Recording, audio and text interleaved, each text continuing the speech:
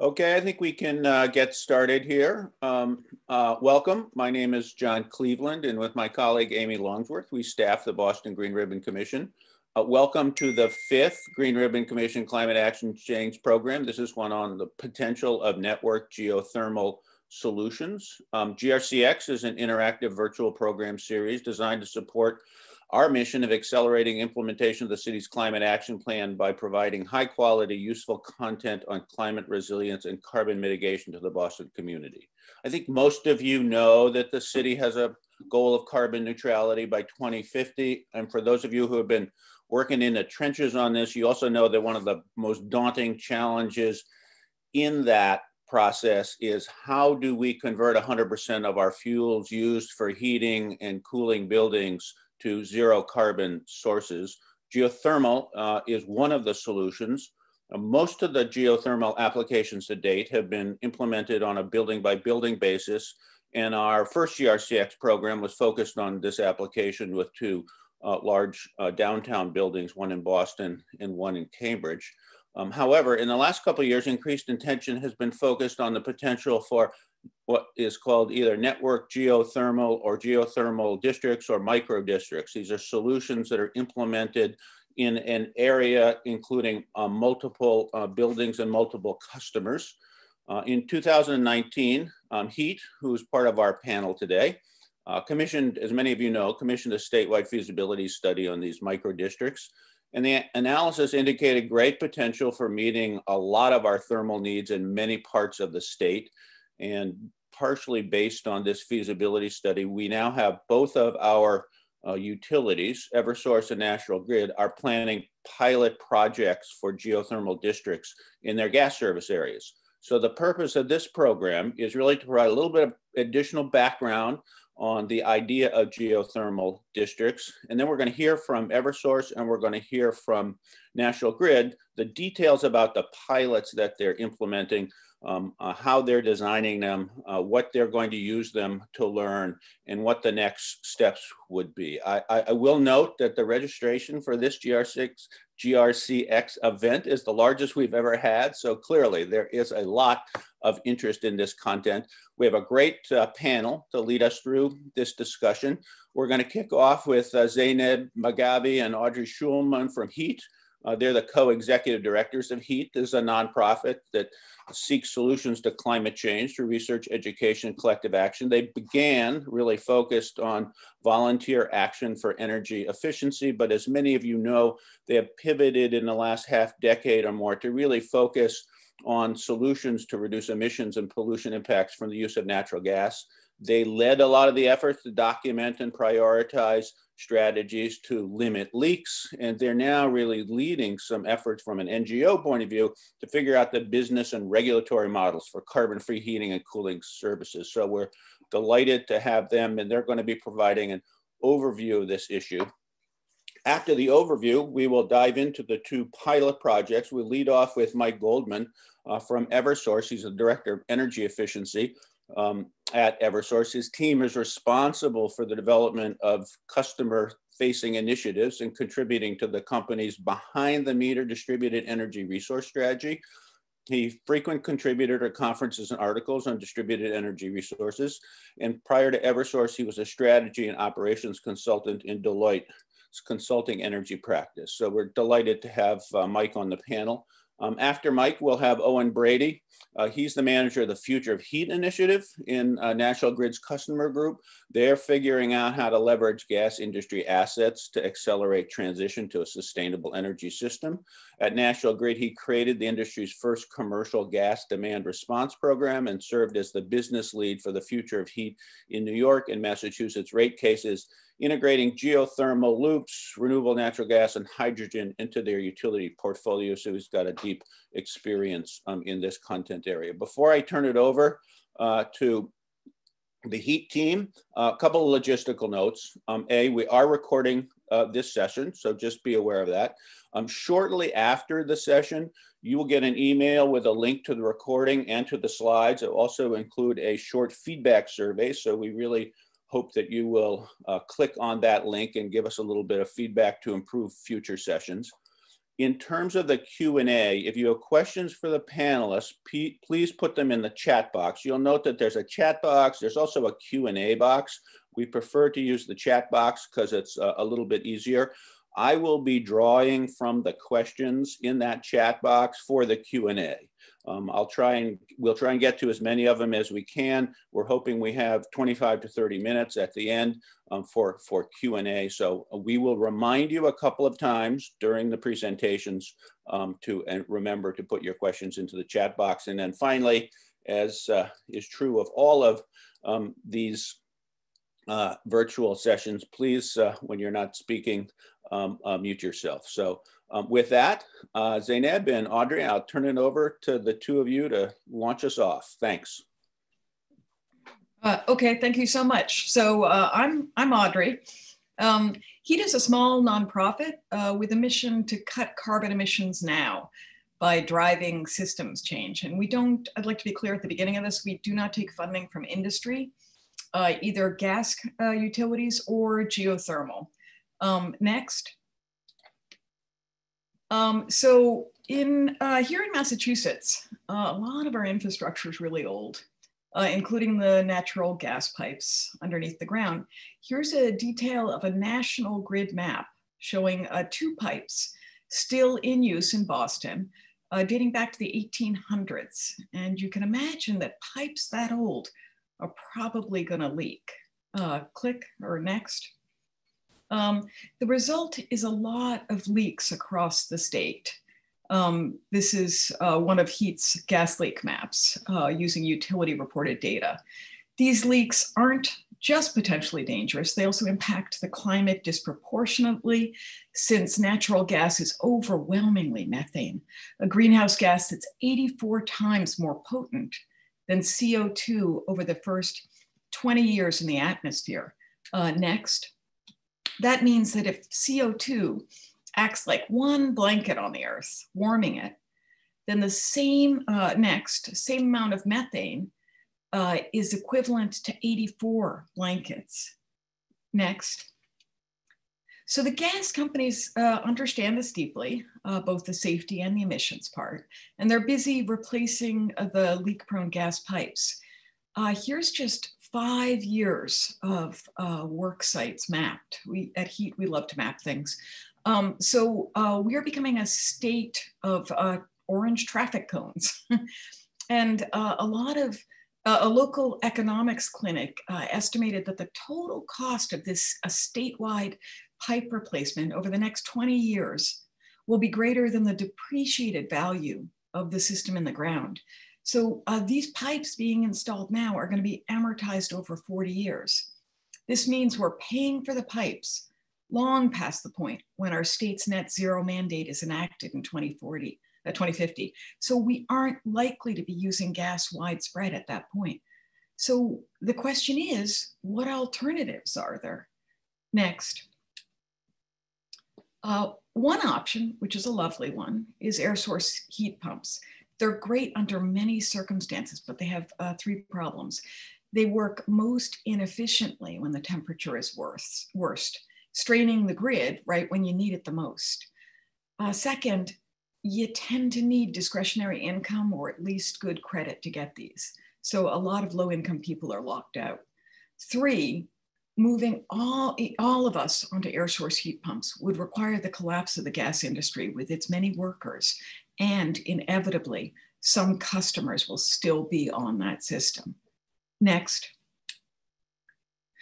So a different option for us to move to is ground source heat pumps or geothermal, and single installations of this. And that would be less of a burden on the grid since it continues to work efficiently no matter how cold or hot it is outside, because the ground is always the same temperature, close to the 50s, close to the temperature we want in our homes. However, you still have a few other problems. You still need a lot of money or good credit to afford this. And if we all moved to these sorts of single building installations, the gas industry again would collapse. So finally, these single building installations add one additional problem, which is thermal balance. here in Massachusetts, given our climate, we need more heating than we need cooling. Over time, that means we would be extracting more heat from the ground, making that ground colder. And that makes the system become less efficient over time. Next. So to answer these problems, we came up with the GeoMicroDistrict. It's a system of networked geothermal. Like the gas system, the infrastructure would be in the street with service lines going to each building. There'd be boreholes attached going down just a few hundred feet, not into the Earth's core. The pipes would be filled with plain water. Heat pumps in each building would pull off the heating or cooling that that building needs from that water. Next, the system can be installed around existing infrastructure in the street. And if the gas utilities can install and own this, we can share the cost of the system across all of us and over decades, like we do with the gas system now. And strangely, this is a business model that's familiar to a gas company in terms that it's pumping energy through pipes in the ground. Next. So networked geothermal is different from single building installations of geothermal in the same way that the internet is different from a standalone computer. There are synergies.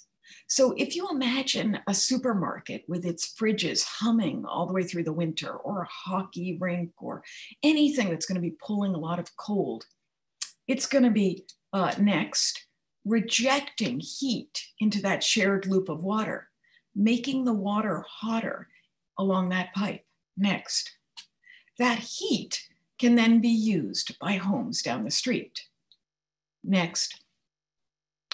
So secondly, if there's any excess energy at any point, for instance, in the middle of the summer, next, that heat can be stored in the ground until it's needed months later during the winter. Next. So as John mentioned in the beginning, we hired Borough Happold Engineering through an RFP, that the international engineering company who created New York City's 80 by 50 plan, to perform a statewide feasibility study to see how this system might work in Massachusetts in different types of streets. Next, they calculated hourly energy loads for different types of streets, from suburban to very urban, and checked the results against real customer data by Eversource Energy. They found this system with boreholes constrained to 500 feet deep, spaced every 20 feet down the street, could meet nearly 100% of the energy demand for most of our state. With the dense part of cities, we'd have to make the boreholes deeper, or put boreholes in parking lots, or as we interconnect the segments, we could move the excess energy, like the cold from the most rural areas, or the heat from from one of the segments, to where it's needed in the city, right? Next.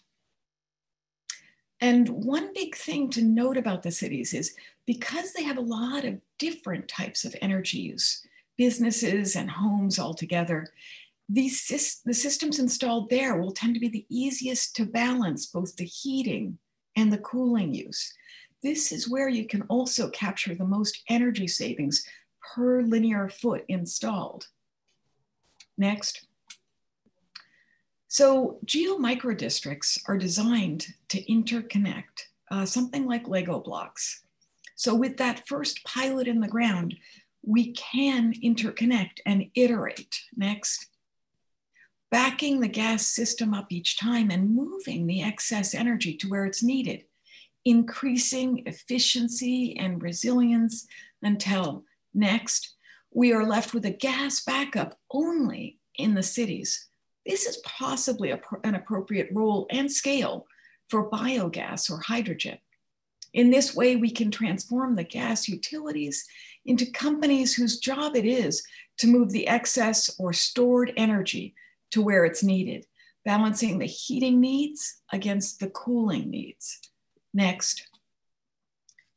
And if the gas utilities can't find the right customers for this thermal balance, there are other options.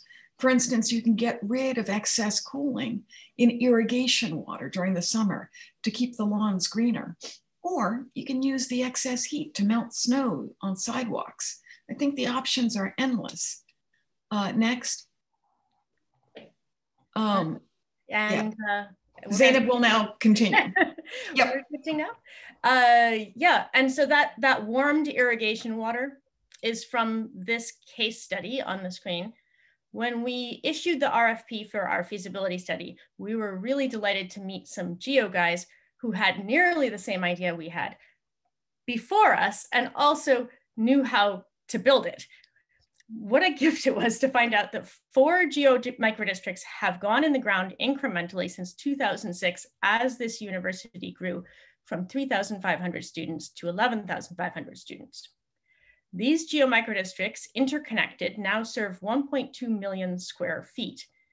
Further expansion is planned.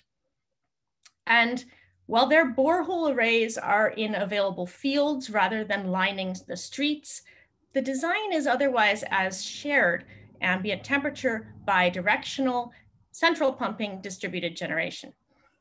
They're gas backup boilers intended to restore the loop temperature if it dropped out of range.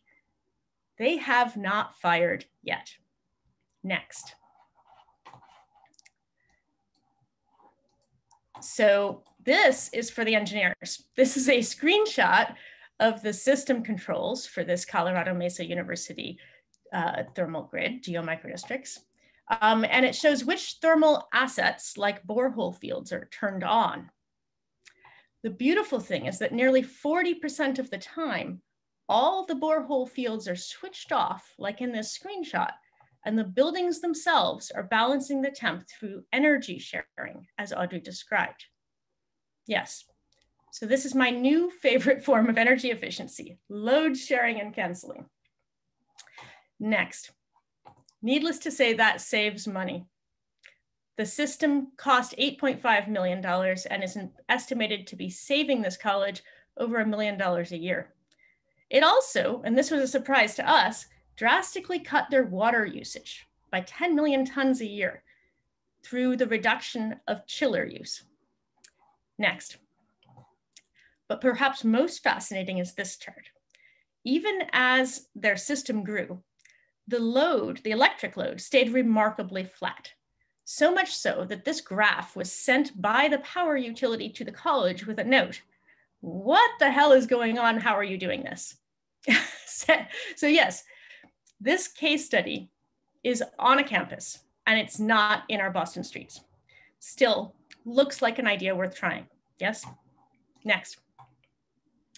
So based on the Bureau Happold feasibility study findings and on case studies like this one I just shared, we feel comfortable saying that the idea of gas utilities installing networked geothermal as proposed can give us this impressive list of benefits.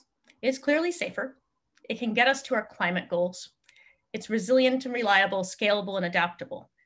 By adaptable, I mean that as we shift from a heating to a cooling climate, the system can adapt. It provides cooling, which we're also going to need more of.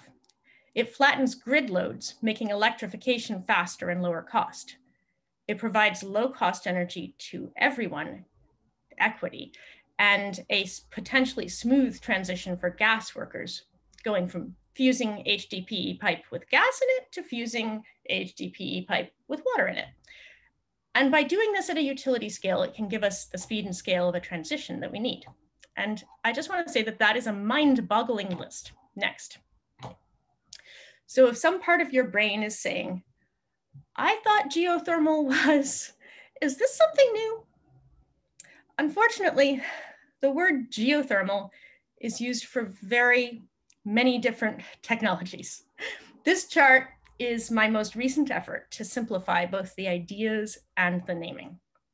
So if you hear geothermal and think about drilling down to hot lava, you are probably thinking of electric power generation from heat deep in the earth, 200 to 700 degrees Fahrenheit. That's geopower. If you are instead thinking about whether the building's ground source heat pump is using a vertical borehole or horizontal, then you are probably thinking about very shallow boreholes accessing a temperature around 50 degrees Fahrenheit. And that isn't heat from the Earth core, it's heat stored in the ground from the sun. A geo home like that provides heat in the winter and cool in the summer. Okay, so if you are really in the know and when you hear geothermal, you start thinking about the great project that Cornell University is doing or the geothermal heat in the Vichy-Batignolles suburb of Paris, then you are thinking of a district system that is running off a central direct heat source, likely 100 to 200 degrees Fahrenheit from a pretty deep borehole and used for heating only. That's a geodistrict. So what we just described to you, it's none of these. You can call it a hybrid if you like. It is a district, but generation is distributed. It's bidirectional, ambient temperature, and provides simultaneous heating and cooling, hence the purple. And it stays purple, balanced in the design window of 40 to 80 degrees Fahrenheit through utility management. So brought to scale, we're calling that the geogrid. I hope that helps. None of the components of the system are new technology individually. They are all proven, around for decades. And we know this can work. We need pilots to learn how to optimize the design and management of these grids across many different settings. There is still a lot to learn. Next. And that learning and those pilots are happening here in Massachusetts. First, I want to mention that we're really grateful that $4 million was allocated for a Merrimack Valley GeoMicroDistrict in the settlement agreement of the Columbia Gas sale. And we are so excited about the Eversource pilot and the National Grid pilot as well, which you'll hear more about. So this image is a searchable map, remember HEET in our maps, of the next 5 years of gas pipe replacement. And if you go to the link, you will also find our list of general site criteria and a form to suggest sites. Please do, the more the better. Next. And those first two pilots that go in the ground, we hope they will begin gathering data in time to inform our DPU, Department of Public Utility Docket 2080, which asks the gas utilities to create a decarbonization plan to meet our state's climate mandates. We are the third state in the country to begin a process like this. And that plan, it looks like it will come out just in time to drive any needed legislative action forward in the next session. Next. So what legislative action might be needed? The definition of a gas company may need to be expanded to include delivery of utility scale non-emitting thermal. And perhaps we should include gas companies in our renewable thermal credit market. It's just electric at the moment. We could also limit depreciation on gas pipe past 2050. And when we pull out an old gas pipe, we could allow the replacement to be a renewable thermal pipe. These ideas were all in the Future Act legislation this past session. In the coming session, we could consider altering the obligation to serve to include thermal delivery, ensuring equity and good jobs are prioritized in a kind of Green New Deal. And we could look hard at securitization as a potential transition mechanism when ready. Next. So what HEET is doing right now is beginning to assemble a research team. This is listed here for a DOE grant with an amazing crew. And the intent is to ensure that standardized data is collected for all pilots and made accessible in a new data repository so all can compare and learn. This team would also build a full system model that would allow for optimization of design and management and the creation of a standard evaluation protocol, again, to ensure we maximize our ability to learn from the first pilots that go in the ground. HEET will also be convening regular community charrettes to bring together all stakeholders and ensure that information flows in all directions and that any challenges are raised and solved together. And this image is from our last in-person charrette in January, and hopefully we'll be back in person soon. Next. So this grayed out map of our gas infrastructure is pretty beautiful. And like Audrey said, some of those pipes date to Lincoln's presidency. It's amazing. But we know this infrastructure is not exactly what we need and want for this coming century. So this is the moment here in Massachusetts and elsewhere a once in many lifetimes opportunity to reimagine our energy system, to build something wise, beautiful, lasting, and just. So let's learn if we can transform the gas system into a geogrid incrementally over time, from the outside in, like this. Next.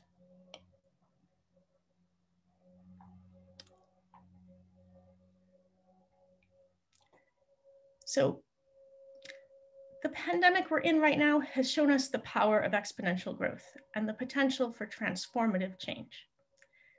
We can harness that kind of change towards the future we need at the speed and scale we need.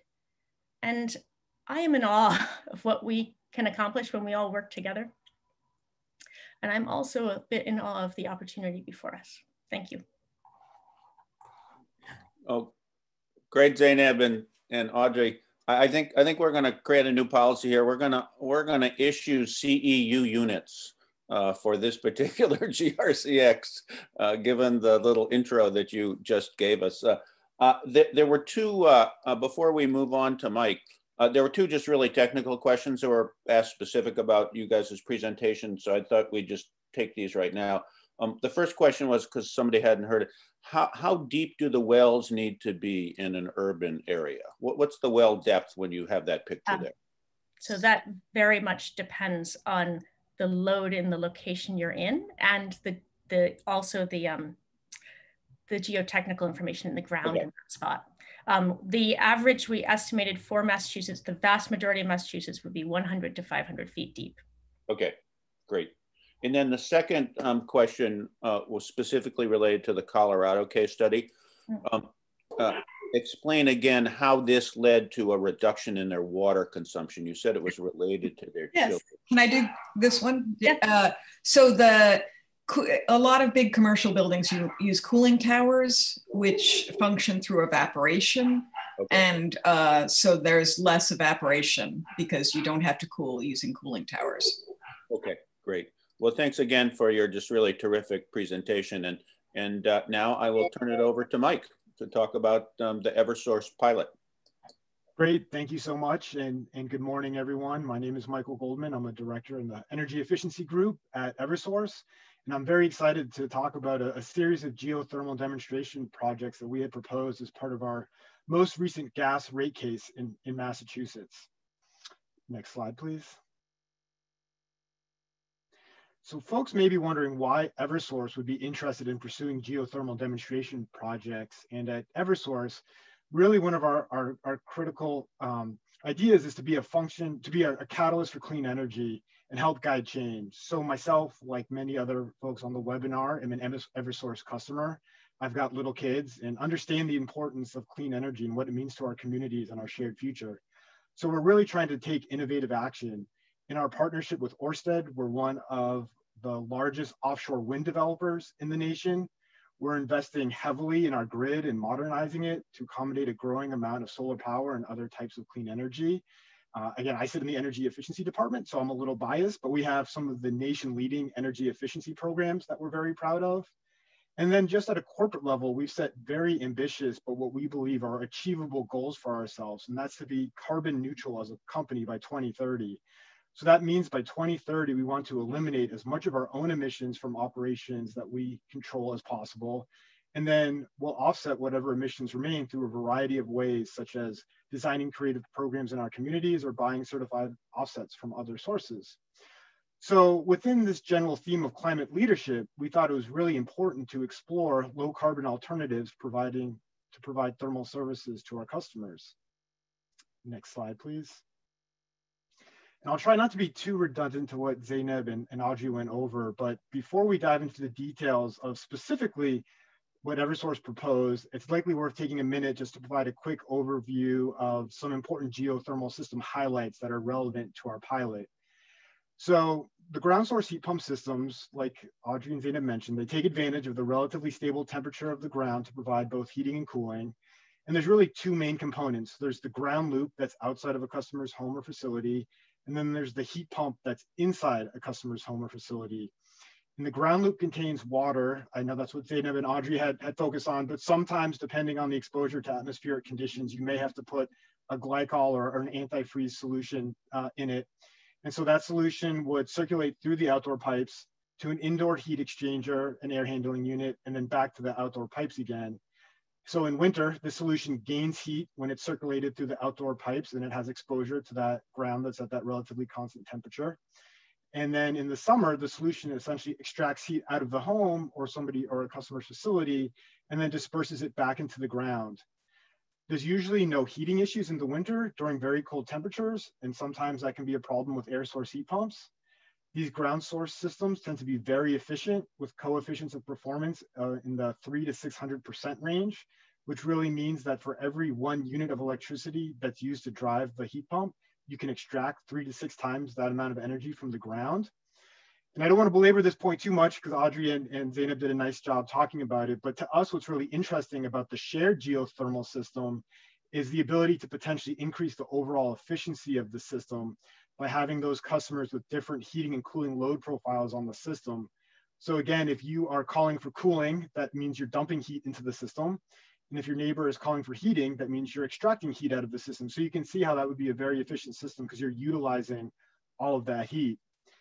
There's no combustion happening in these systems, which makes it very appealing from an emissions perspective. And then just to get into a little bit more detail on the different types of configurations, there are many different types of well configurations. And we thought the most appropriate configuration, given our service territory, was a vertical closed loop system. And that's really due to the geography. And I'll talk a little bit more about that. So for geothermal systems to work appropriately and most efficiently, you need enough area, enough surface area for the heat transfer to happen between the ground and then the piping that has that circulating fluid in it.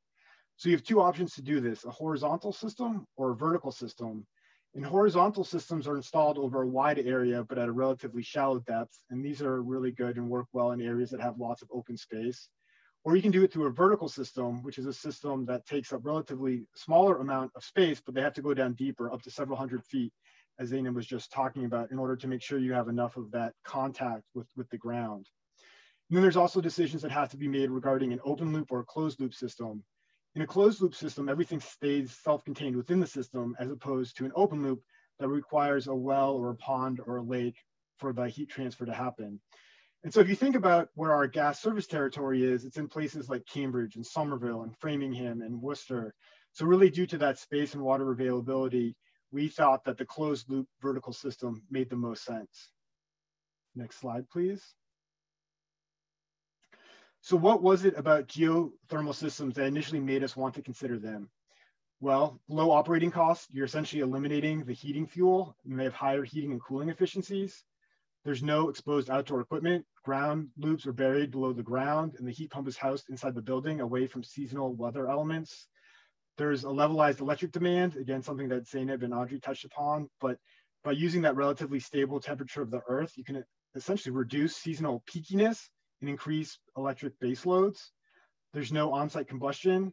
I think folks understand that conventional heating systems use combustion to create heat, whereas the ground source heat pumps are really just using that naturally existing heat located near the surface of the earth.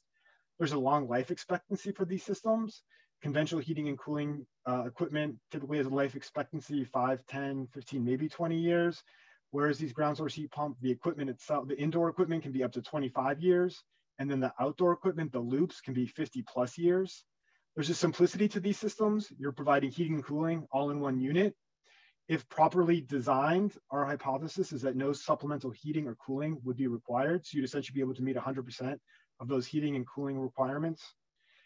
Carbon reduction, that's obviously a very large one. We've seen estimates up to 60% carbon reduction emissions from combined heating and cooling from an average residence. And then just from a safety perspective, there's no on-site combustion. So that means no carbon monoxide. Next slide, please. Okay, so to dive into some details of what we proposed in our gas rate case. So the demonstration projects that we proposed, it was really geared to test the viability of geothermal networks in 3 different scenarios. And we proposed scenarios that we thought would be most reflective of what we would see out in the field. So the goal was really to design and run these demo projects as closely as possible to what a scaled up version of this would look like. And for the pilot purposes, Eversource would cover all upfront costs and ongoing operation and maintenance costs for a period of 3 years. And when I say outdoor costs, I mean the items like drilling and trenching, the installation of pumps and pipes. The indoor costs would include things like the heat pump itself, any upgrades that would be necessary to a customer's indoor air distribution system, ductwork, fan coils, or hydronic systems. But I would note that we proposed this as part of the demonstration project, the indoor costs, that we would cover all of those really for the sake of expediency. But on a going forward basis, the customer would be responsible for that, but would be eligible for energy efficiency incentives. And that we would also cover all of those O&M costs for those 3 years. And then at the end of the 3-year period, Eversource would decide if it wanted to roll out a bigger program, if it made sense, and retain ownership of the system, or if it would revert, the system would revert back to the homes or the facility owners, or possibly sold to a third party. And if Eversource was to walk away from this project for whatever reason, we are committed to making sure that a customer's thermal needs will be met. And that could be through a couple of different methods. We could possibly restore them to their original system. We could transition folks to an air source heat pump, or possibly getting folks off of that shared loop and drilling them a private well for the ground source heat pump equipment, or as I mentioned earlier, possibly selling the system to a third party. So the 3 scenarios we developed were a multifamily building scenario, a mixed use or a dense urban environment, and then a prototypical residential neighborhood. And for the multifamily scenario, what we were envisioning was a 30-unit building with a well field capacity of about 75 tons. And in this type of scenario, you'd be able to pick up many customers with a single project, and it'd likely be a single point of sale. So in that regard, it's actually somewhat similar to that Colorado Mesa University example, where there's essentially a single decision maker that can make that type of call for the whole entire campus. And really, we actually wanted to focus on low income customers because we wanted to better understand how this customer class could benefit from electrification. And really, the geothermal is attractive because it has low operating costs, and then you're able to benefit from all of those environmental type attributes. For the mixed use scenario, we're envisioning 100 units with a well field capacity of about 375 tons. This could possibly be an alternative to gas in certain communities, or an alternative to folks that are on delivered fuels like oil and propane. This would be using both commercial, either large commercial and small commercial, or commercial and residential buildings to take advantage of those varying cooling and heating loads that we had discussed. This would be a little bit unique because you need to sell each customer individually. There's not a central decision maker. So that would be a new twist on this. And there may be some siting or right-of-way issues in terms of both cost and timing, but that's actually, I think, a good thing for a demonstration project, because really what you're trying to do is identify what those potential issues are and then be able to address them. And for our residential neighborhood scenario, we envisioned about 10 units with a well field capacity of 37.5 tons. And you would need to sell to individual customers, and this would look very much just like our existing gas sales process. And one of the other things we proposed as part of this demonstration project would be thermal management. So you would include utility owned and operated boilers and cooling towers on the system so that you could manage that system to make sure that the overall temperature stayed within the desired range. And so you could potentially envision a scenario where, I think Audrey was giving this example, where you sized it to have a hockey rink on it, which would be dumping a ton of heat into it because they're calling for cooling. But just say for whatever reason that hockey rink unfortunately went out of business, and now you don't have as much heat going to the system as you thought. We'd be able to manage that from a thermal perspective by adding the boilers and the cooling towers to it. Next slide, please. So we had some big picture questions that I want to go over just a few of them that we really wanted to get answered as part of this demonstration project. So at the highest level, we wanted to understand if it was feasible to provide geothermal wells and these loop systems as an alternative to gas service in certain areas where it might not be possible to extend that gas service. What is the appropriate financial and business models? Is it utility ownership? How does the financing and marketing work? How do we leverage that existing utility expertise and apply it to this new area? What is really required to maintain this whole system of wells? And then how do you measure and maintain that well field performance?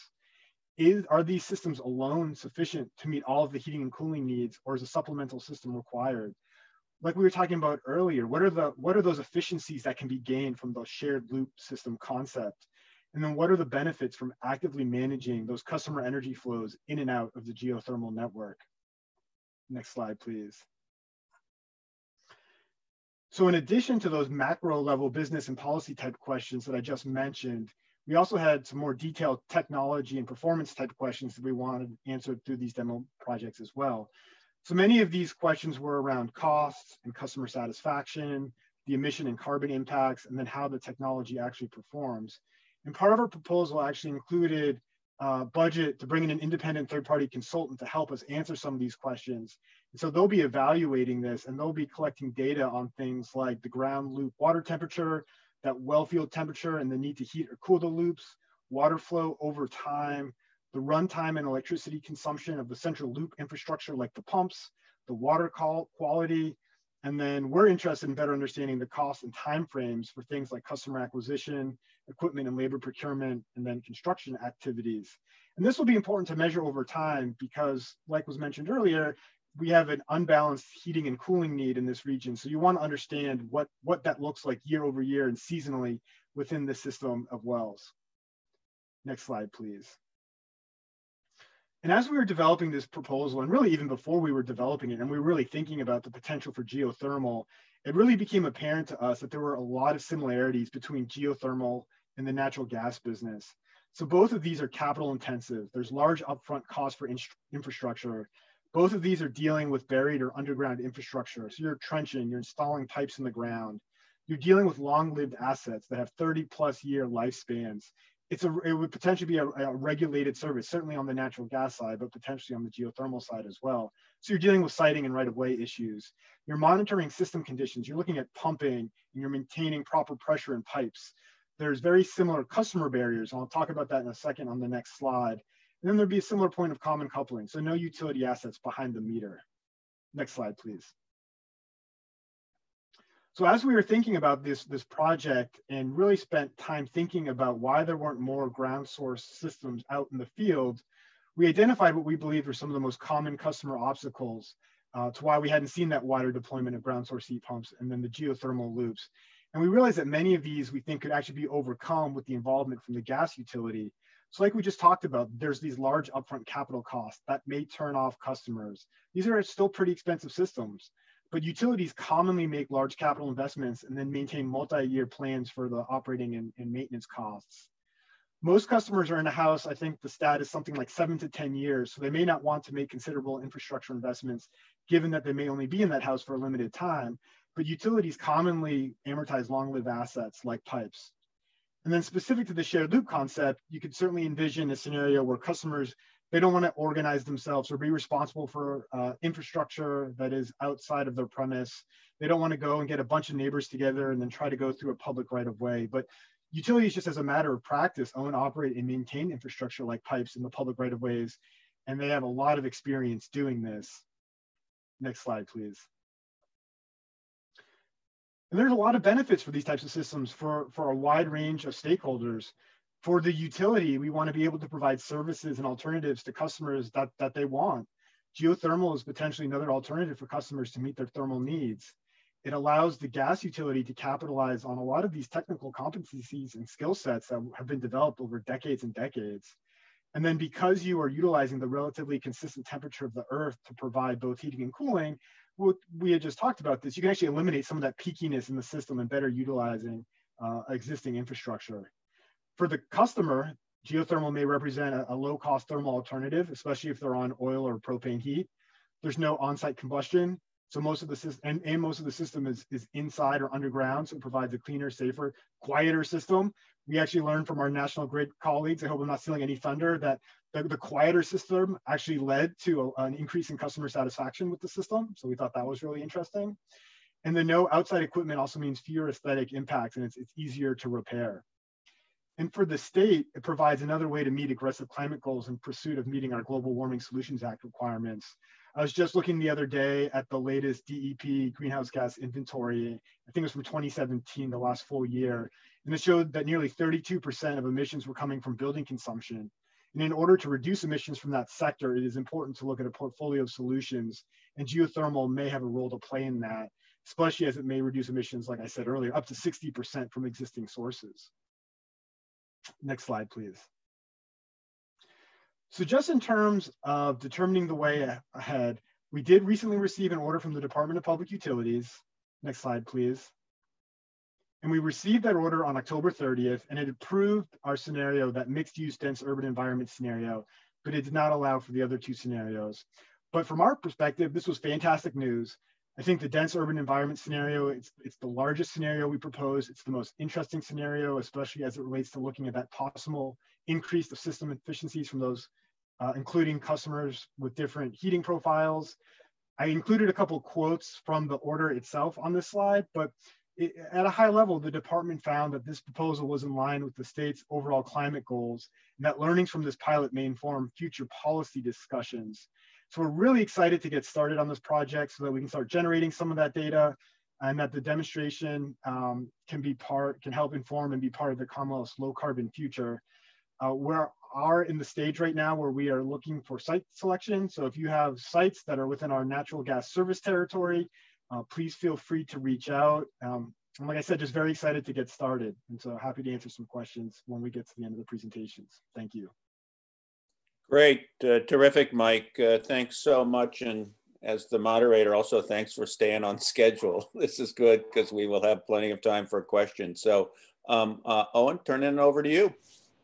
Great, thank you so much, John. And thank you all for making some time today to listen into this session. It's a very exciting topic, one that's near and dear to my heart. I have been taking furious notes, as you might have seen throughout the session, in an effort both to capture some of the great questions that are coming in and also to ensure that I'm not being too redundant in terms of the information that is presented.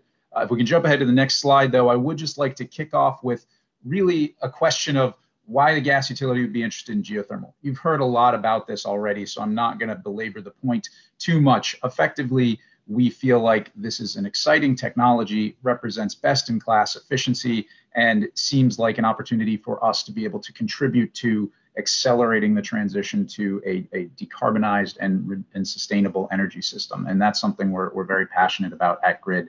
One thing that Mike highlighted that I should have done in my deck, and I apologize for the oversight, was not to put in a slide about our recent net zero by 2050 commitment that National Grid put out in early October.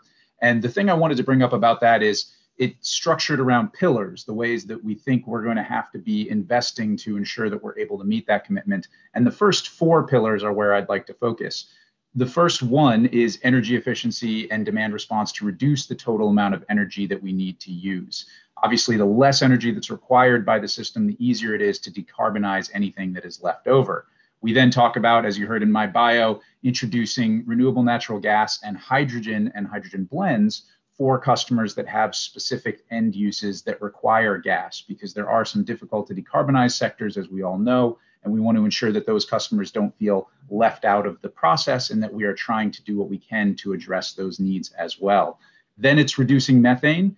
Audrey and Zeyneb did a great job explaining the importance of reducing methane emissions and ensuring that we are, for as long as the gas system is in use, that it is tight and safe, because those blankets do pile up, and we want to make sure that we are being sensitive to that and ensuring that we are not contributing to that problem. And then finally, the fourth pillar that I'm going to mention is really looking at electrification and geothermal district systems. So this is front and center for us as a company, and it is one of the pillars that we see getting us from where we are today until 2050.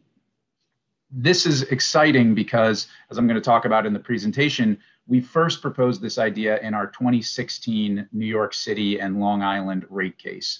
That was approved and went into a demo that I'll talk about a little bit more, but it's been in every single rate case that we have filed since then. And we continue to think about it more, refine it more, talk to stakeholders, both in industry, in the regulatory bodies, in the legislature, and in our communities, to ensure that what we are putting forward feels workable and that it will actually be a solution that meets our customers' needs.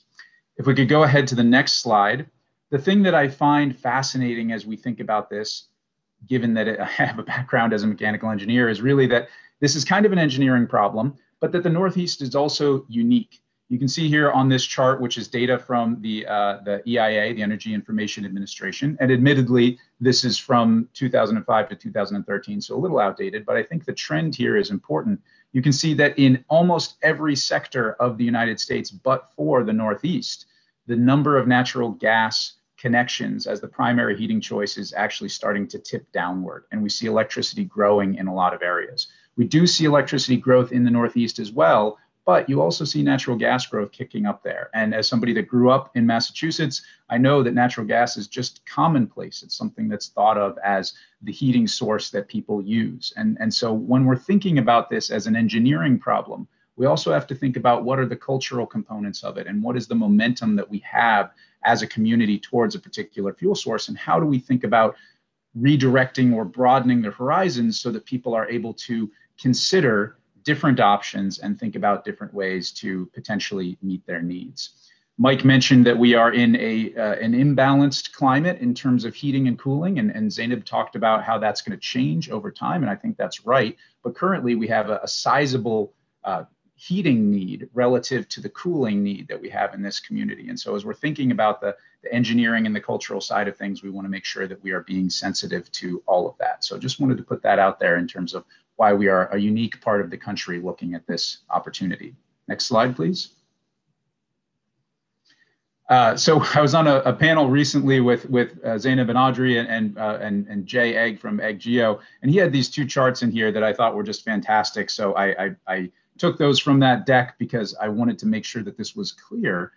As we think about geothermal, and this has been talked about again by both of the presenters today, that it's really not just about the customer's benefit. There is a pronounced benefit for customers that are using this system, but there's also a benefit at the grid and at the utility level on the electric side.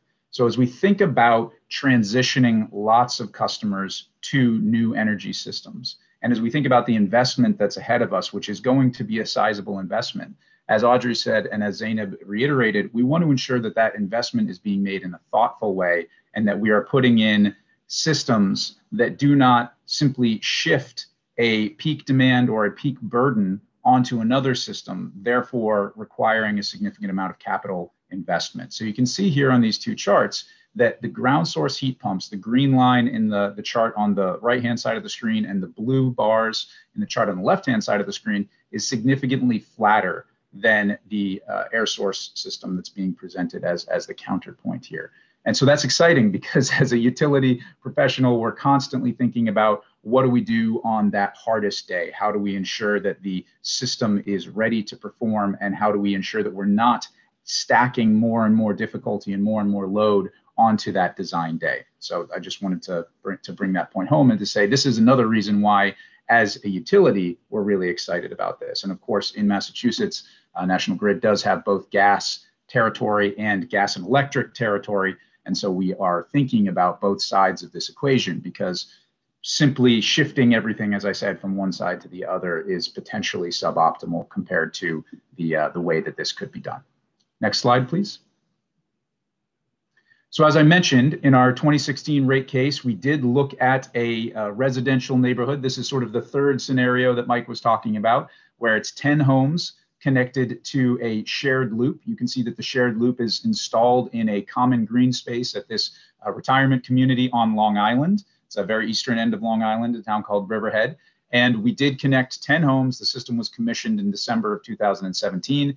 To one of the questions that was asked in the chat, it does not have central pumping. This was a small enough system that each home has individual pumping, and so that was how that was managed here. And it replaced delivered fuel systems because these customers were outside of the existing gas network. When we proposed this in the rate case, we were explicit about the fact that we wanted to explore whether or not shared loop geothermal systems would be a viable alternative to extending the gas main, to connecting new customers. And so we picked an area that was intentionally outside of the gas footprint. Going again to Mike's point about sort of his first scenario, the multifamily, there was one decision maker effectively in this because this is a communal property. So we had one property owner that we were working with, but then each of the customers signed up for the program and explored that. If we go to the next slide, we saw a lot of good things coming out of this. And we did file a project report on the New York DPS website, if anybody is interested in taking a look at that, and we could probably provide a link as well. It's a lot of good data in there, and really we saw customers were very satisfied with the system. It performed well on both hot and cold days, the participants had a number of benefits beyond just the energy savings. They actually saw improved indoor air quality. reduced equipment noise, and more consistent temperature in the home. And that's one of the things that's interesting about Geo, is you don't get this sort of dump of really hot air that you can get from combustion systems. Instead, it's more of sort of a slow trickle that allows you to stay very close to your set points over time. The total cost for the pilot here, because I just saw that question come in, was around $300,000. That data is all presented in the project report, along with a breakdown by the cost line effectively. So how much was on the shared loop versus the in-home equipment, the design, et cetera. Next slide, please. Based off of that information, as I said, we've included this in every rate case proposal since then. We put something forward in our Niagara Mohawk Power Company, NMPC, I apologize for the acronyms, which is our upstate New York service territory. And of course, Long Island and upstate New York are quite different in terms of their climate, their population distribution, and the types of homes and building stock that you might encounter there. So we were excited about expanding on the Riverhead project to look at what this might look like in a very cold climate like upstate New York. We're looking at installing 2,600 tons of capacity over 3 years. The reason I present it in terms of tons instead of homes is because we are expecting to connect some large and small buildings within that. And so providing a specific number is a little bit more challenging, but it's about 86 times the size of the Riverhead project. The reason for that large increase in scale is we've seen an operational efficiency from a shared loop in Riverhead, but we now need to increase our data set. We need more sample size in terms of systems being installed, and we really need to look at how we optimize these. This is something that Mike was talking about as well. We want to make sure that we are installing these systems where they do the most good, and to Audrey and Zeyneb's presentation, where we are increasing that diversification and therefore adding operational efficiency for the system. So we want to figure out what the right way to do that is. One of the things that I wanted to highlight here is, again, as Mike mentioned, there's a lot of exploration around the business model. Here, we're talking about the idea of putting forward sort of a cost per ton for geothermal customers. And so the gas customers would not be paying for this project. The geothermal customers would be paying for it. That's an interesting new foray for us into the business model exploration space, but it's exciting because it allows us to understand if customers are willing to kind of cover the full cost of it, which opens a lot of doors in terms of where these systems could be installed, and potentially creates an opportunity for balancing of those costs across both a kind of gas rate base, if you will, and also potentially a geothermal rate base in the future. If we go to the next slide, we have the proposal that was filed on the 13th in our Massachusetts gas rate case. And you can see here, smaller in terms of tons of capacity, because similar to what Eversource is doing, we're looking at covering the costs both in the ground and in-home for this project, for the in-home equipment for that. And so therefore, it's slightly smaller in terms of total tons because the costs of the equipment are covered as well. Fairly similar to what Mike was outlining in terms of trying to connect multiple different decision makers.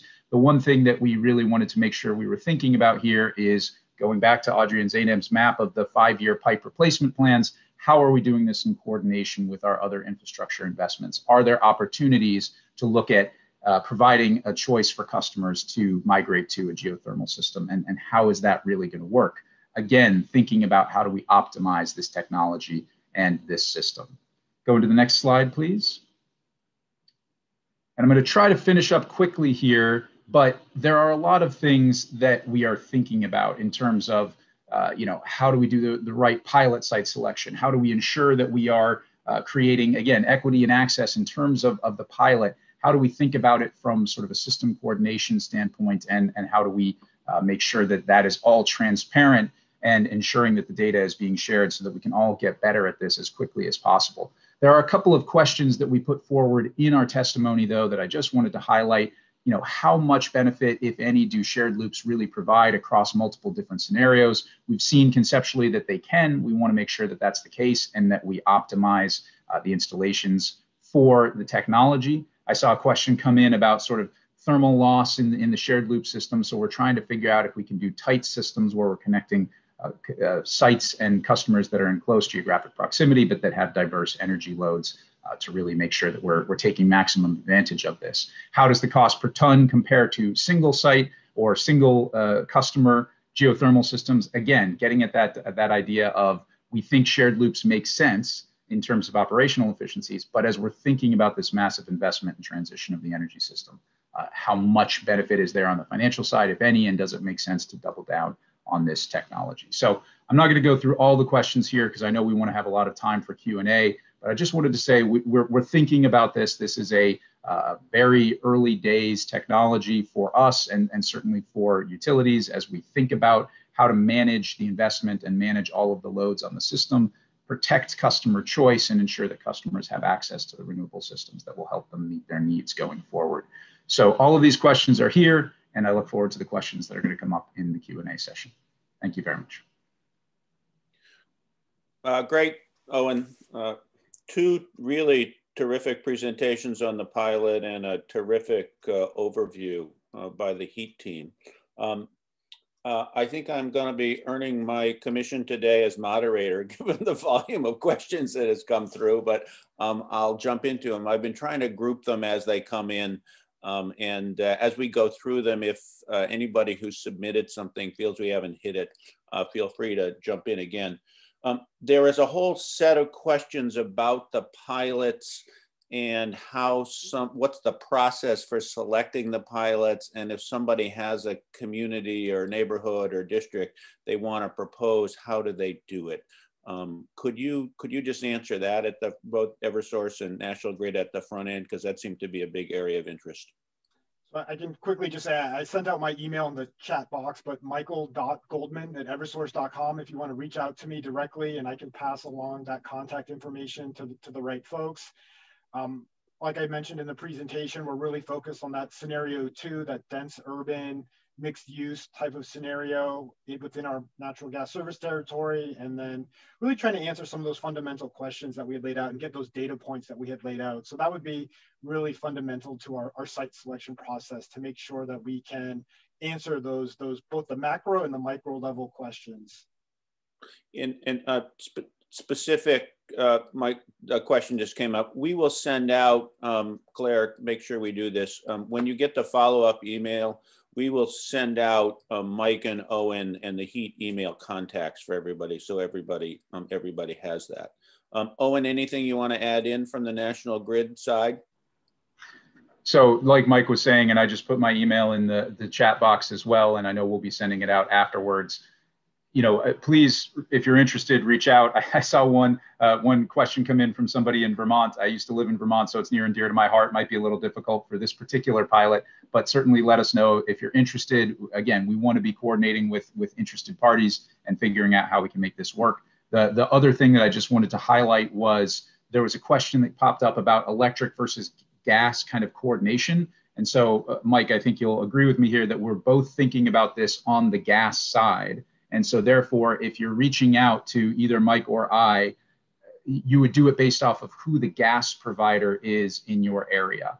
So just so you don't have to get confused about, well, is the gas is electric, we're going by sort of the gas service territories at this point in time. And so therefore, if you're served by National Grid Gas or Eversource Gas, you would then reach out to the appropriate utility. And then Zeyneb, I think you had indicated also that HEET is sort of collecting ideas. So can you want to describe that process? Absolutely. And we have been for a while, but feel free to go directly to the utility. We will be passing that information continuously to the utility. Either way, if you want to do it on a website, we have a little form. You can, and I put the link wrong the first time, but correct the second time in the chat. I can put it again. Okay. There's a whole cluster of questions about what the implications of this are for the individual buildings. And most of these were focused on residential homes that would be connected. And the range of the questions were, which is what kind of technology has to actually get put in these residences, and what's the nature of the retrofit? Can these systems be connected to existing like baseboard water or radiator heating systems? And then are there electric upgrades that might be required to do this? And then the last set of questions was, in the variety of business models, sort of what does the homeowner or building owner pay for versus what does the utility pay for? Maybe those are two separate questions just in terms of what has to happen in the building versus what the economic model is. Mike and Owen, can you just address that a little bit? Just at a very high level, I do think it may be necessary to do some upgrades within an individual's home. I mean, each home is going to be unique. So I think it'll be on a case-by-case basis, but there may be it may be necessary to upgrade some of the ductwork or kind of get that tighter, any sort of the air distribution within a home. Increased insulation may be something that'd be necessary. But I think one of the things that's interesting to us is that, you know, we already offer a lot of incentives through our existing energy efficiency programs for those types of upgrades. So how would you kind of in parallel or almost in partnership run a pilot or a more expanded business like this, and then also utilize the energy efficiency programs to make sure that customers kind of ended up at that endpoint that was most beneficial for them?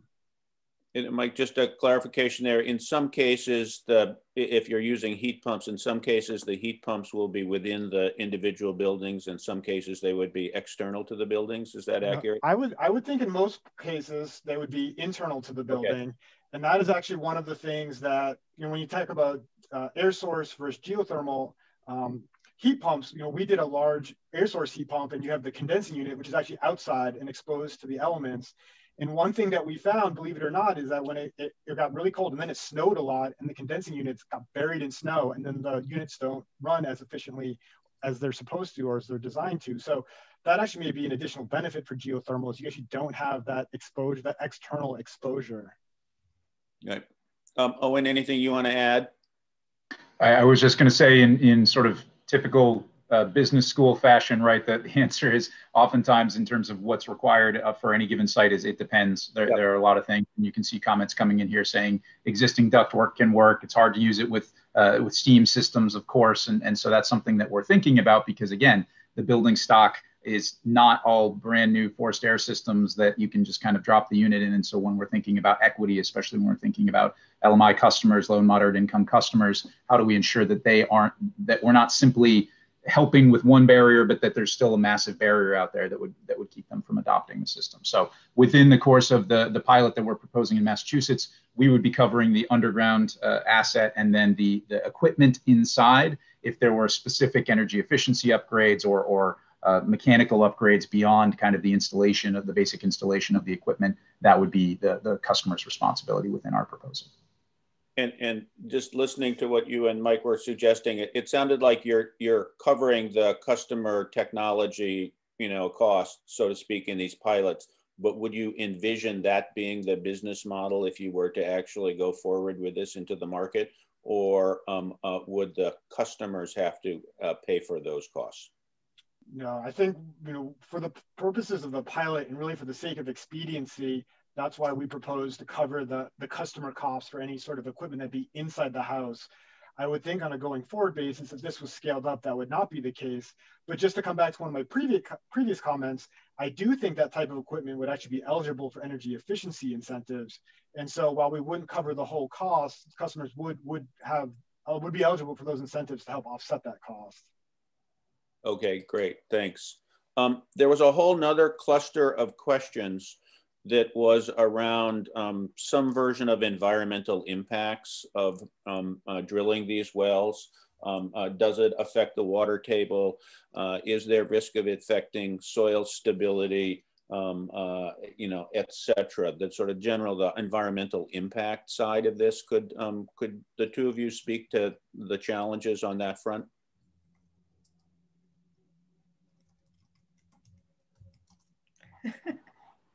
So I'm happy to speak to it. Mike had been jumping in first, so I just was giving him an opportunity to continue that cadence. But yeah, this is a critical thing. I mean, my father is a geologist, and so this subsurface conditions and what we're doing to the environment under the ground is critical. You know, we can't simply, again, shift a problem from what's going into the air to what's going into the ground, and therefore is it impacting you know, water tables and things like that. So everything needs to be done with a thought of sensitivity to the way it's being conducted and ensuring that we are not doing something for short-term gain that's going to create a problem down the road.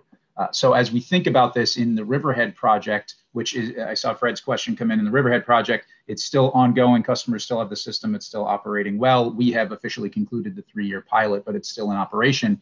There were 2 different sort of depths that you could go to, and one involved going into an aquifer, and basically we stopped above that to ensure that we weren't going to create problems within that. And one of the nice things about the GeoMicroDistrict idea is you can have more boreholes because you're effectively increasing the surface area available if you're installing within the utility right of way. So you're not limited to the property boundaries. And therefore, if you could only drill to 100 feet, as was mentioned in sort of the sensitivity to the water table, you could do more 100-foot boreholes. You start to then have to balance out potential thermal losses over the horizontal piping of the system. How do you think about pumping? Where do you site the pumps? Which, to another question that came in, is something that we still have in mind and are trying to figure out. But it gives us more flexibility because it's not one customer saying, I need this depth, and if I go too deep, there's problems. We start to be able to think laterally as well as vertically. One other thing I would quickly add in terms of environmental impacts is that our goal is to include as much clear water as possible as the circulating fluid, but getting a better understanding through these demonstration projects, how much of that piping is potentially exposed to atmospheric conditions and has, again, we live in Massachusetts in the Northeast, it gets cold, has the potential to freeze, so you may have to add an additive like glycol, which is non-toxic, but staying with the preference of just clear water, how realistic is that given where we would have to install these types of systems? And it was, I correct, Mike, that both you and Owen, that your pilots, you were looking at closed loop systems as opposed to open systems. Okay, great. There's a whole set of questions that were related to sort of the regulatory infrastructure, so to speak, that would be needed. If let's say these pilots prove themselves out and this continues to look like a promising thermal decarbonization solution.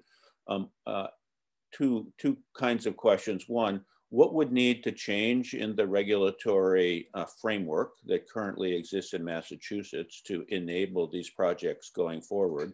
And second, what's your instinct about what the political dynamics are about those changes? Could all 3 of you speak to that?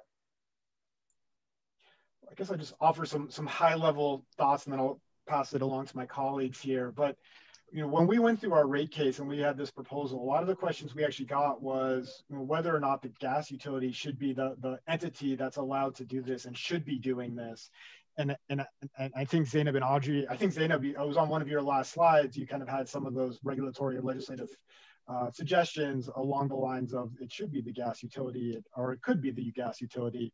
And I guess I would argue that, in my presentation, I tried to highlight some of the similarities and some of those core competencies and skill sets that are very similar amongst the gas utility and what would be needed to do geothermal at scale. So I think getting regulatory certainty around the gas utilities being able to offer this type of service would be helpful. Yeah. Go ahead. Yeah, I would just add that I think we should really keep in mind that we're starting fresh with this, and we can design the legislation, the regulation, the structure around this to address the problems we have, and it doesn't have to necessarily reflect the historic system. So even with the questions around low-income transition, perhaps we can address the cost of low-income transition to make this full transition equitable. And we can do that through legislation and regulation. Owen, did you want to add anything in? Yeah, the only thing I'll say, John, is, I think we're all committed to the same end goal, which is decarbonization. We're now figuring out what technologies, what mix of technologies is going to help us get there the fastest. And then I think there's a question of, are there interested parties that can support that transition? And so, as it comes to regulation, we've had a number of conversations with regulators in all of our jurisdictions about geothermal and about utility sort of investing in that space. And it's something that I think we want to think through carefully. not only from sort of the company side, but the community side and the regulatory side, because to Zeynep's point, you know, we have a chance here to establish a system that we think is going to work well for the next 30 years and then beyond to help us get to the targets that we need to achieve. And so we want to make sure that that's being done in a thoughtful manner. So related to the sort of the, you know, supporting partners, there's another question that was specific to Boston, and that is, given Boston's commitment to carbon neutrality, what is it that the players in Boston on climate change can do, either in terms of advancing Boston-based pilots and or aligning municipal policy in a way that's consistent with this? Do any of the panelists have a point of view on that that might be helpful? I have one quick thing to add before. I just want to point out that even before any of this happens, if a building is designed to optimize for a ground source heat pump and puts in boreholes, at a later date, that could be connected to this kind of thermal grid and then gain the benefits of the energy sharing. So it's obviously this change would be incremental, but it doesn't have to happen all at once. Great. And just on the pilot side of things, you know, I'm not an expert in terms of how to engage and share your preference with policymakers. So Zeynep and Audrey probably would be better positioned to offer some guidance on that, since they've done a tremendous job of getting in front of regulatory bodies to state their case. And I think on the pilot side, it's really, you know, we're operating in a bit of a vacuum here. And I love seeing all of the questions coming in and people saying, hey, how can I let you know about this? If we start having a list of people that are expressing interest in geothermal service, right, that are willing to explore it and are interested in the possibility of it, I think that's going to be compelling. I mean, as far as selecting the sites for the pilot, of course, that's going to be limited by nature. We didn't want to go into a full-scale installation before we knew how best to deploy it and how to work carefully with communities and the geothermal industry to ensure that we were doing something that was adding value. But having a sense of the population being very interested in this is one of, I think, the most compelling ways to be able to say this is something that should be explored and that we as customers want to see, because that's at the end of the day what utilities are here to do, is to try to serve the needs of customers. I would just go back to something that Owen had actually said a second ago, which is we all have a shared kind of outcome in mind that we want to reach. And I think what I would offer is that it's really going to take a portfolio type of approach to get us there. And I think geothermal is certainly a promising technology within that portfolio, but we have a lot of other kind of tools in that tool belt in terms of, you know, energy efficiency and demand response. And as we have new types of resources coming online that are going to essentially green the grid, if you will. So, you know, we talk about Boston and other municipal partnerships that I know the utilities have. I think it's really getting to that shared vision for that outcome, and then making sure we're utilizing all the different tools we have available to us. That's great. Thanks, Mike. And I think just an offer to the players, you know, if you think there's a way that we working on the Boston Climate Action Plan can support you, let us know. We'd be glad to pitch in. A related question to the regulatory framework has been about the alternative business models for this. And I think these pilots are sort of focused at this point in time on a, you know, sort of utility ownership, utility management business model. Has there been consideration of third-party business models? Is there a PPA version of this? Can you just say a little bit about your thinking on that dimension? So the Merrimack Valley pilot that we mentioned appears to be open to the ownership model. So I think we may see some bids there that explore other business models, municipally owned, worker co-op, et cetera. And I think it's really interesting. HEET has decided that the most efficient and fast to scale way forward is for the gas utilities to lead it, but we're really excited to see other options too. Owen and Mike, do you have thoughts on the sort of the range of business models that might be applied to this solution? I mean, I think I would think of business models maybe slightly differently, and it's in you know, to Zeynep's point, I think utility owned and operated probably makes the most sense.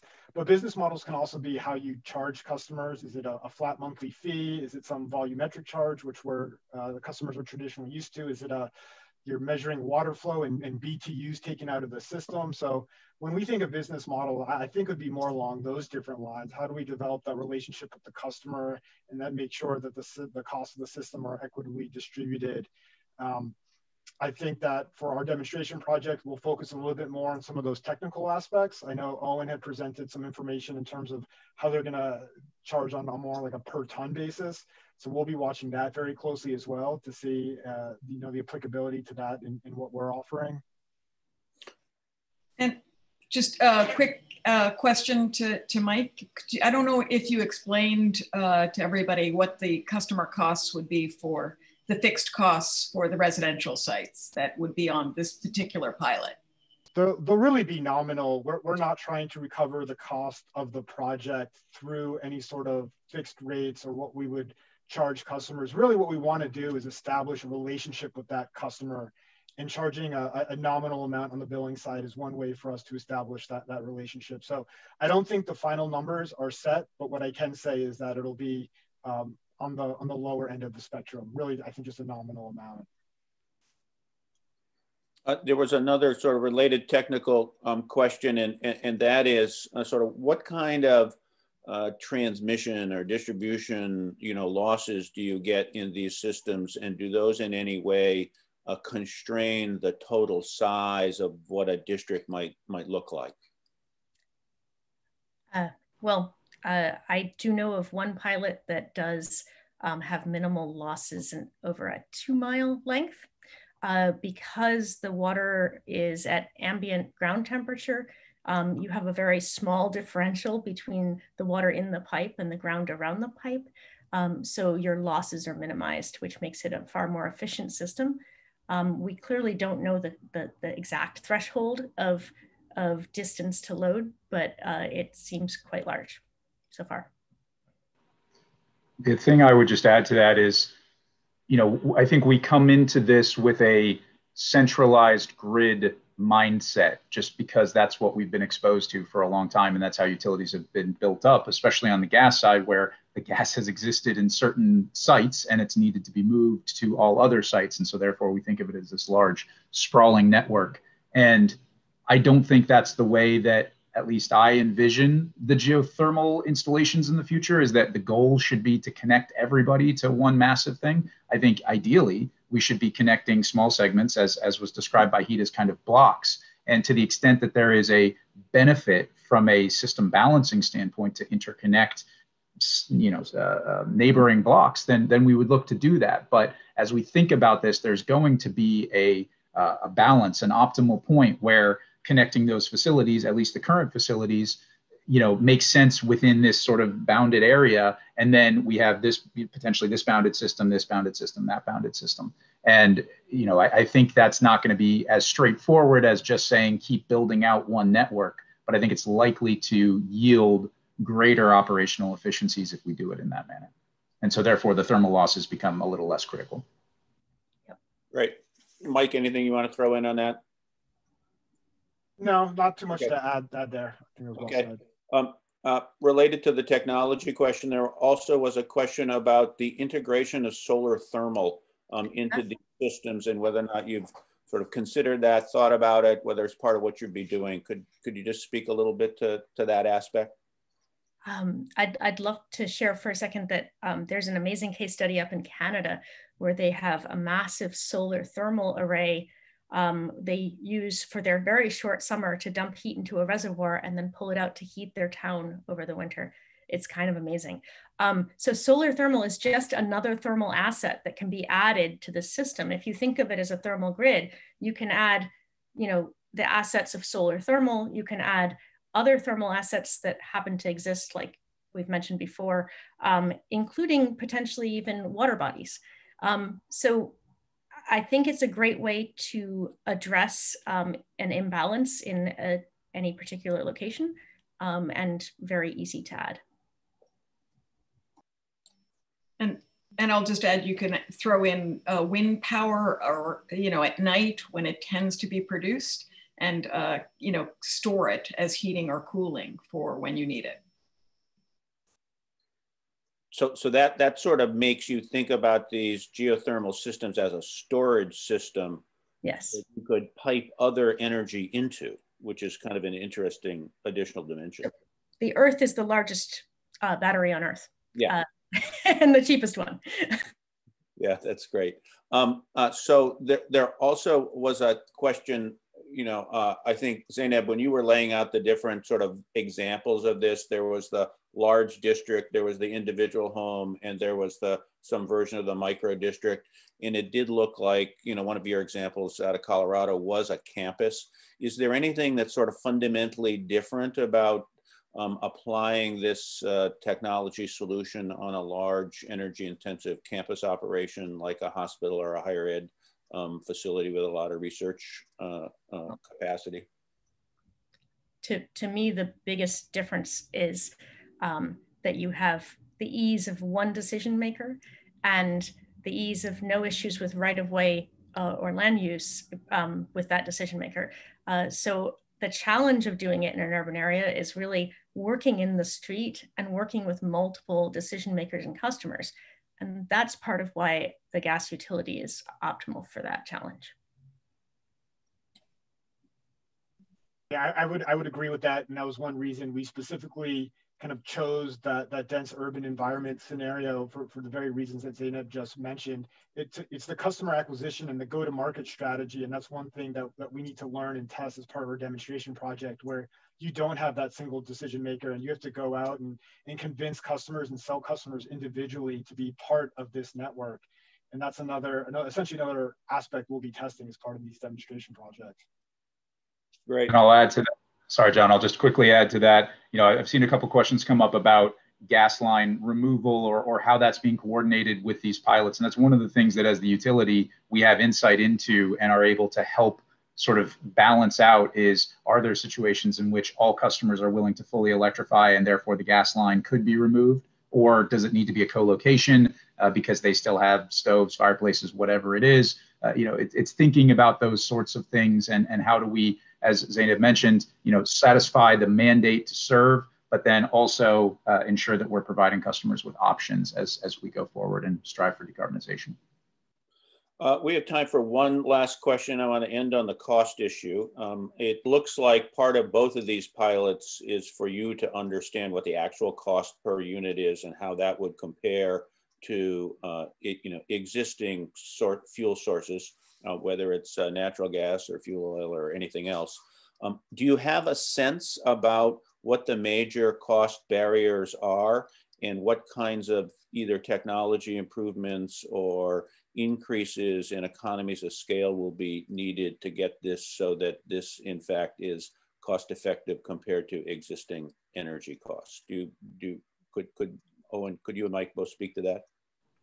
I'll start, and I'll just say that I think we're focused a lot on how we can optimize the installation of the ground loop through reducing truck rolls, through coordination of customer activity, and again, having that sort of oversight of the full project, potentially building in a smaller ground loop size based off of the operational efficiency due to the diversification. So that's exciting. The thing that we are not directly looking at, because it isn't sort of the space that utility typically plays in, is equipment manufacturing and whether or not there are economies of scale that could be discovered on that side of things. I've seen a bunch of questions coming in about sort of the remaining cost for customers if they're paying for the heat pump. And so anything that can be done on that side to bring the unit cost down for heat pumps is going to be beneficial, because theoretically that manufacturing capability might be able to develop either air source or ground source. And so as we think about the massive scale of electrification that's going to be happening over the next 3 decades, that's something where cost savings on that side is going to yield a lot of benefits for our society. I would echo a lot of what Owen just said, and I think part of the demonstration projects are really geared towards understanding where are those economies of scale. Some initial hypotheses, I think Owen mentioned minimizing truck rolls. As you have some of these larger type of drilling equipment to do the boreholes and install the piping, reducing the mobilization and demobilization of some of that larger type of equipment. If you can get everybody on a street in kind of one swoop, as opposed to mobilizing, demobilizing, coming back more on an ad hoc basis, there could be some economies there as well. So very excited to get started and to start generating some of this operational data so we can contribute to this discussion. Great. We have to wrap up. I just really want to extend thanks to the HEET team, to Mike and to Owen. If we were all in person, we could give you a hearty round of applause. But this has just been incredibly fascinating in your great detail, nitty-gritty information about what we need to do to help make this solution work. So want to thank all of you, want to thank the participants, and you will be getting, again, an email from us with a link to the recording and a link to the slides and a link to the email. So thank you very much. And with that, I did want to note that our next GRCx event is going to be on the 1st of December. And it is focused on renewable purchasing to maximize emissions reductions, particularly in context of the new building emissions performance standard that the city is going to eventually introduce that will require the largest buildings to ratchet down their emissions over time. It will include presentations from BU and several of the players who have been working on the BU renewable energy procurement, and get into the, again, into the nitty-gritty detail of, if you want to do a large-scale renewable procurement, what does it take and what are the options and what are the pros and cons. So we hope you'll join us for that. You will get an invite, and thank you very much. Take care.